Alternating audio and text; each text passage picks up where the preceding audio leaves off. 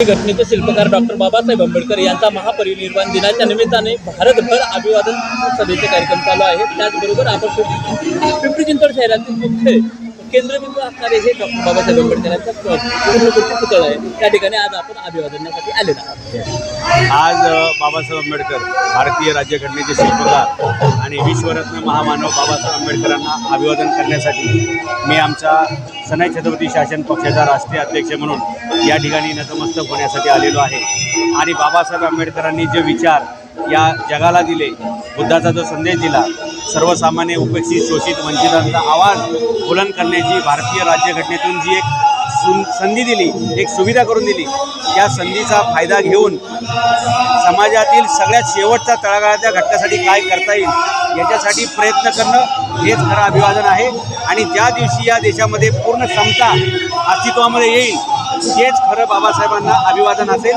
आणि म्हणून स्वातंत्र्य, समता आणि बंधुता हा त्यांचा विचार पुढे नेण्यासाठी आपण या ठिकाणी येऊन, जसं चैत्यभूमीला आपण जातो तसं ज्या ज्या ठिकाणी डॉक्टर बाबासाहेब आंबेडकरांचे शिल्प आहेत, पुतळे आहेत, मूर्ती आहेत, अशा ठिकाणी जाऊन फक्त मेणबत्त्या लावायच्या नाही तर त्या विचाराच्या लावायच्या आहेत, फक्त मशाली पेटवायच्या नाही तर त्या विचाराच्या पेटल्या पाहिजेत। आणि खऱ्या अर्थानं जे अभिवादन आहे ते त्यांनी शिका, संघटित व्हा आणि संघर्ष करा हा जो संदेश दिला, तो संदेश इथल्या प्रत्येक तरुणांनी आपल्या हृदयामध्ये ठेवला पाहिजे, डोक्यामध्ये घेतला पाहिजे, कृतीमध्ये उतरवला पाहिजे।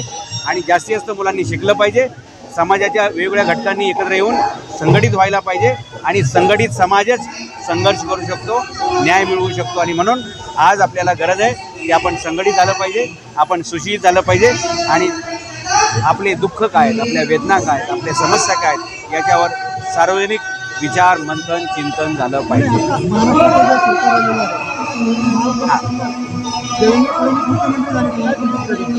कालच्या शपथविधीला मला सुद्धा VIP एक आमंत्रण होतं, कारण मी एका राजकीय पक्षाचा राष्ट्रीय अध्यक्ष आहे, त्यामुळे मला सुद्धा ते आमंत्रण होतं। आणि या महाराष्ट्राचे ते परत एकदा मुख्यमंत्री झालेले आहेत, जे कोणी सत्तेत येईल त्यांना आमच्या शुभेच्छा असणारच आहेत आणि त्यांनी चांगल्यात चांगलं काम करावं ह्या आमच्या अपेक्षा आहेत।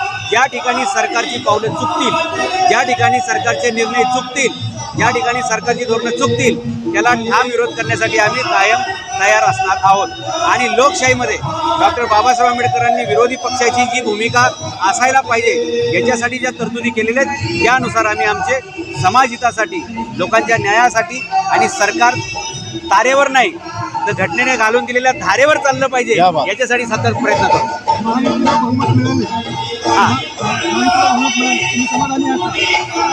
बघा, आता देवेंद्र फडणवीस यांचं जे सरकार आहे ते 3 पक्षांचं सरकार आहे।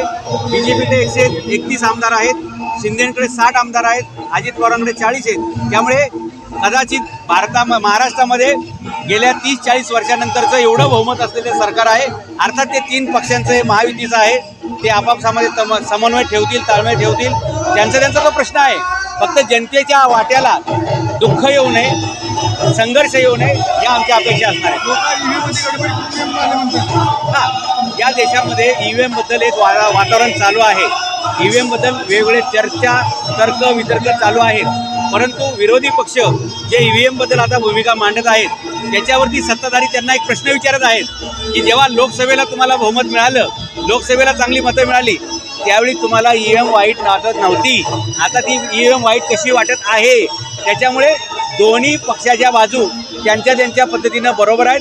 तुमचं काय मत? हां, माझं हेच मत आहे की जर EVM त्यावेळी चांगली होती तर यावेळी वाईट कशी, आणि जर त्यावेळी वाईट होती तर यावेळी चांगली कशी, हे माझं मत आहे। आपण या ठिकाणी पाहिल्याच्यानंतर डॉक्टर बाबासाहेब आंबेडकरांनी स्वराज्याचं म्हणजे राजमाता जिजाऊंचं स्वप्न होतं, आपण राज्य आलं पाहिजे, तेच राज्य डॉक्टर बाबासाहेब आंबेडकरांनी भारतीय राज्यघटनेच्या माध्यमातून या भारत देशामध्ये निर्माण केलं। परंतु महाराष्ट्रातली जी काही व्यवस्था आहे त्या स्वराज्याला कुठेतरी ढवळण्याचा प्रयत्न करतोय, त्याला कुठेतरी मोडीत काढण्याचा प्रयत्न करतोय। काय वाटतं तुम्हाला या संदर्भात? ज्यावेळी बाबासाहेब आंबेडकर घटना समितीच्या मसुदा समितीचे अध्यक्ष झाले त्यावेळी त्यांनी जगातल्या अनेक राष्ट्रांच्या उत्तमोत्तम अशा प्रकारच्या राज्यघटनांचा अभ्यास करून या देशातील सर्वसामान्य माणसाला सुद्धा मताचा एक अधिकार आणि अब्जाधीश करोडपती किंवा एखादा राजा असेल त्याला सुद्धा एकाच मताचा अधिकार आणि जो गाव कुसाबाहेरचा आहे त्याला सुद्धा मताचा एक अधिकार दिला। आणि खऱ्या अर्थानं राजा हा लोकशाहीच्या मतपेटीतून जन्माला आला पाहिजे अशा प्रकारची घटना घालून दिली। आणि त्याच्यामुळे आज अनेक गोरगरीब माणसं सुद्धा आमदार खासदार होत आहेत, मंत्री होत आहेत. फक्त प्रॉब्लेम एवढाच आहे की जो निवडून येतोय तो परत आयुष्यात सत्ता सोडायला तयार नाही आहे. त्यामुळे बाबासाहेबांचा जो विचार होता की शेवटच्या माणसाला पण प्रतित्व मिळालं पाहिजे, त्याच्यामध्ये अडचण यायला लागली आहे. आणि या लोकशाहीतून पुन्हा एकदा लोकांनी घराणेशाही सुरू केलेली आहे. मला असं म्हणायचं आहे की भारतीय राज्यघटनेचा तो उदात्त हेतूला कुठेतरी त्या चांगल्या भावनेला आता लोक थोडासा तडा घालवत आहेत. तर आपण घटनेमध्ये आणखी एक वाढ करू, एक अमेंडमेंट करू आणि कोणत्याही व्यक्तीला किंवा एका कुटुंबातील एका व्यक्तीला केवळ 2दाच आमदार होता येईल, तिसऱ्यांदा त्याला फॉर्मच भरता येणार नाही. जसं अमेरिकेमध्ये तरतूद आहे की एखादी व्यक्ती 2 वेळा राष्ट्रपती होऊ शकते, तिसऱ्यांदा नाही.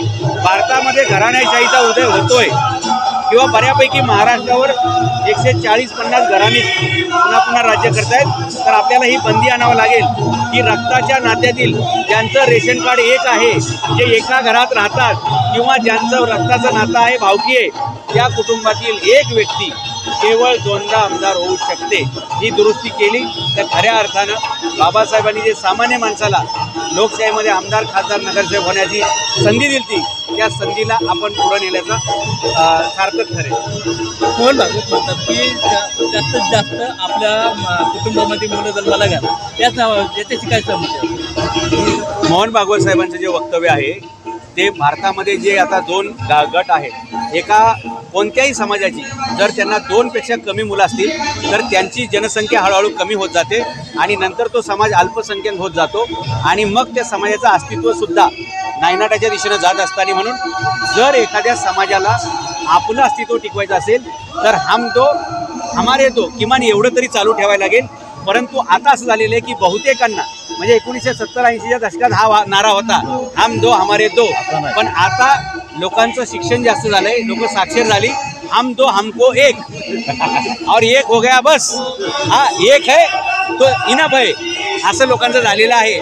पण आता त्याच्यामुळे काय आले, जपानसारखा देश, युरोपचे अनेक देश या चिंतेत आहेत की आपली लोकसंख्या जी होती तेवढी तरी कशी मेंटेन करायची. भारतामध्ये सुद्धा अनेक लोकांकडे आता 1 मुलं आहे, म्हणून ते बॅलन्स करण्यासाठी त्यांनी किमान 3 मुलं असावीत असं म्हणलेलं आहे. देश हा बहुसंख्य हिंदू राष्ट्र आहे हां, आणि ते हिंदूंची संख्या वाढवता म्हणतात. मी आता माझ्या नोकरीमध्ये 2 मुलं असतात, नोकरी आहे, 3 मुलं झाली तर नोकरी मिळणार आहे का? एक लक्षात घ्या, ज्यांना 3 मुलं हवी आहेत पहिलं त्यांची लग्न व्हायला पाहिजेत. ज्यांना 2 मुलं पाहिजेत त्यांची पहिली लग्न व्हायला पाहिजेत आणि ती लग्न होण्यासाठी त्यांच्या हातामध्ये काहीतरी उद्योगधंदा व्यवसाय पाहिजे. आणि म्हणून मी गेले 25 वर्ष हे सांगतोय मराठी मुलांना की तुम्ही स्वतःचा उद्योगधंदा व्यवसाय करा. पूर्वीसुद्धा स्टेटमेंट संविधानिक नाही का? हे बघा, स्टेटमेंट संवैधानिक आहे किंवा नाही हे तपासण्याचं काम घटना समितीचे जे तज्ज्ञ लोक असतील. मला एक लक्षात घ्या, त्यांचा दृष्टिकोन काय आहे हा त्यांचा दृष्टिकोन आहे. लक्षात, जर ते कायद्यात तपासायचं म्हटलं तर ज्याला 3 मुलं होतील तो निवडणूक लढवू शकणार नाही आहे, पण ती फक्त आमदारकी खासदारकीची. नगरसेवकला काही प्रॉब्लेम येणार नाही किंवा काही निवडणुकांमध्ये प्रॉब्लेम येईल, काहीमध्ये येणार नाही. ज्यांना आपली मुलं वाढवायचे लक्षात घ्या, जो सुशिक्षित माणूस आहे तो 2च्या पुढे जाणार नाही आहे. आणि ज्याला जास्त मुलं येतं तर समजून घ्यायचं की एक तर त्याच्याकडे पैसा भरपूर आहे किंवा त्याच्याकडे विचारांची काहीतरी कमतरता असू शकते. 2 परिस्थितीमध्ये जास्त मुलं असू शकतात. एकतर म्हणजे पूर्वी जसं राजा महाराजाला अनेक बायका असायच्या, अनेक पोरं असायची, आणि हेच चित्र गरिबांच्या घरी पण दिसतं की जेवढं निरक्षरता अज्ञान तिथे सुद्धा जास्त मुलं असतात. परंतु भारताची एकंदरीत लोकशाही म्हणजे लोकसंख्या बघता आहे तेवढी जरी लोकसंख्या टिकली तरी भारताचं कल्याण होईल. जास्त वाढवण्याच्या चक्करमध्ये न जाण्याची योग्यता नाही. पण ज्या ठिकाणी एकच मुलं आहे, ज्या समाजाचा म्हणजे लोकसंख्या घटती आहे, जननदर कमी आहे, फक्त भारतच नाही तर जपान आणि युरोपसारखे अनेक देश या संकटामधून जात आहेत. त्या दृष्टिकोनातून ते बोलले असतील. तुम्ही तर बघताय सगळे लोक आंबेडकरी अनुयायी, एका विशिष्ट जातीचे लोक अभिवादन करायला हवे. आपण मराठा आहात. हां, तर या ठिकाणी अभिवादन करण्यासाठी सर्व जाती धर्माचे लोक येताना दिसत नाहीत, जयंतीला असो किंवा महापरिनिर्वाण दिनाला असो. काय कारण असेल, काय सांगाल? तुमचा प्रश्न अत्यंत रास्त आणि योग्य आणि समाजाच्या वर्मावाला घाव घालणारा आहे. या महापालिकेमध्ये अनेक पक्षांचे नेते अनेकदा सत्तेत राहून त्यांनी मलईचा लोळा होसपर्यंत खाल्लेला आहे. इथली महापालिका लुटून घातली. परंतु तुमचा प्रश्न जायज आहे, तुमचा प्रश्न योग्य आहे की जर तुम्ही भारतीय संविधानाच्या चौकटीमध्ये बाबासाहेबांच्या पुण्यामुळे जर आमदार खासदार नगरसेवक होत आहे तर बाबासाहेबांना अभिवादन करण्यासाठी तुम्हाला कशाची लाज वाटते? मी जिजाऊंचा वंशज आहे, मी मराठा आहे, त्या राजघराण्यातून आहे, तरीसुद्धा मी बाबासाहेबांना अभिवादन करण्यासाठी दरवर्षी येतो. काय येतो तर बाबासाहेब आंबेडकरांमुळे लोकशाही आणि बाबासाहेब आंबेडकरांनी घटनेची घालून दिलेली तत्त्व आहेत, त्याच्यातून शिवाजी महाराजांचा विचार पुढे जातो की शेवटच्या माणसाला सुद्धा संधी मिळाली पाहिजे. ते बाबासाहेब आंबेडकरांनी करून दाखवलं. शिवाजी महाराजांच्या काळामध्ये जो राजा आईच्या पोटी म्हणजे राजाच्या पोटी जन्माला येईल तो राजा व्हायचा, पण बाबासाहेबांनी हे सांगितलं, अब राजा का बेटा राजा नहीं होगा, अब राजा का बेटा राजा नहीं होगा, जो हकदार होगा वही राजा होगा. जो हक्कदार असेल, जो लायक असेल, जो क्षमतावान असेल, ज्याची योग्यता असेल त्यालाच राजा बनता येईल. आणि म्हणून सर्व जाती धर्माच्या लोकांनी नाही जे येत नाही त्यांचा निषेध केला पाहिजे. आणि तो निषेध फक्त एरवी नका करू, मतदानाच्या वेळी करा, निवडणुकीच्या वेळी करा, त्यांना जा विचारा. आता महापालिकेच्या निवडणुका 3 महिन्यांनी लागणार आहेत.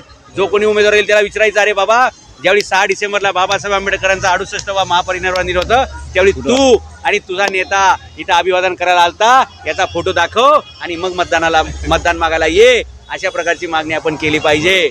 आता सरकारने शपथ घेतलेली, एक मुख्यमंत्री 2 उपमुख्यमंत्री त्यांची शपथ झालेली आहे. परंतु हे सरकार सत्तेत येत असताना त्यांनी लाडक्या बहिणीला मोठं आश्वासन देऊन लाडकी बहीण योजनेच्या अंतर्गत म्हणजे आहे का भारतीय जनता पार्टी आणि महायुतीचे सरकार स्थापन केलेलं आहे. परंतु ज्या टायमाला शपथविधी होते त्या टायमाला लाडक्या बहिणीचा विसर पडला होता. काय वाटतं, लाडक्या बहिणीचा अवमान करतोय का सरकार? लक्षात घ्या, लाडक्या बहिणींना हे म्हणले 1500 देतो, ते म्हणले 3000 देतो.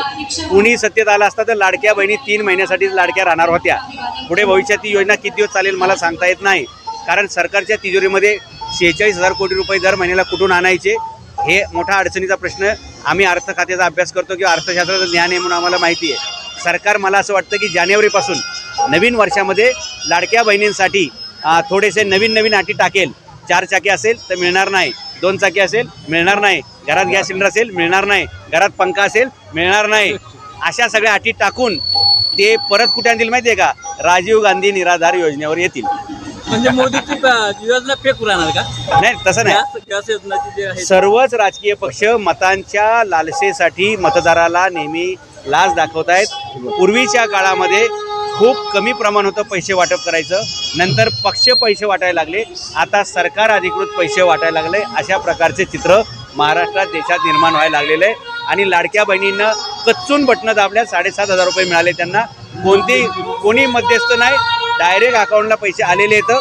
परंतु लाडक्या बहिणी, लाडके भाऊ, लाडके कार्यकर्ते सर्वांनी याचा विचार करायचा की राष्ट्र चालवायचं असेल तर तुम्हाला अर्थशास्त्राचे नियम डावलून जास्त दिवस तुम्ही लाडका कारभार करू शकणार नाही. कडका कारभाराकडे जावं लागेल आणि लाडक्या बहिणींना मग आपल्या भावाला विस्थापित झालेलं बघावं लागेल. सरकार चालवायचे तर पैसा लागेल, देश पुढे न्यायचा विकास कामाला पैसा लागेल. सरकार जानेवारीच्या नंतर हे चालवेल असं मला वाटत नाही. लाडक्या बहिणींचा निधी थांबवला जाईल. धन्यवाद सर.